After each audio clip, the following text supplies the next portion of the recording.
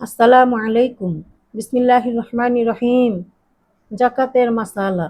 উদাহরণস্বরূপ, কাহারও নিকট 200 টাকা আছে, কিন্তু আবার 200 টাকা কর্জও আছে, এমত অবস্থায় ওই ব্যক্তির উপর জাকাত ওয়াজিব হইবে না, পূর্ণ বৎসর থাকুক বা না থাকুক।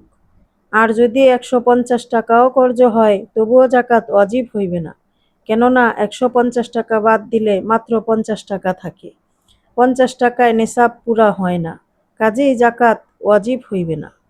মাসালা, যদি কাহারও নিকট 200 টাকা থাকে এবং 100 টাকার কর্জ থাকে, তবে 100 টাকার জাকাত দিতে হইবে।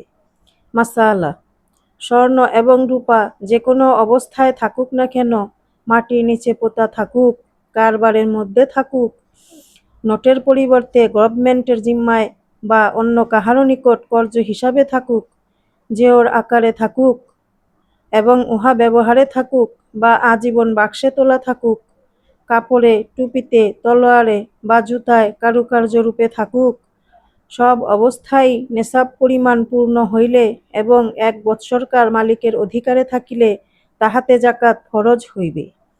অবশ্য যদি নেশাব পরিমাণ না হয় বা পূর্ণ 1 বৎসরকার মালিকের নিকট না থাকে, তবে জাকাত ফরজ হইবে না।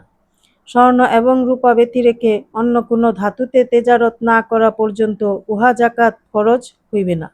প্রিয় মা বোনেরা, জাকাতের কিছু মাসালা আজকে আমরা জানলাম।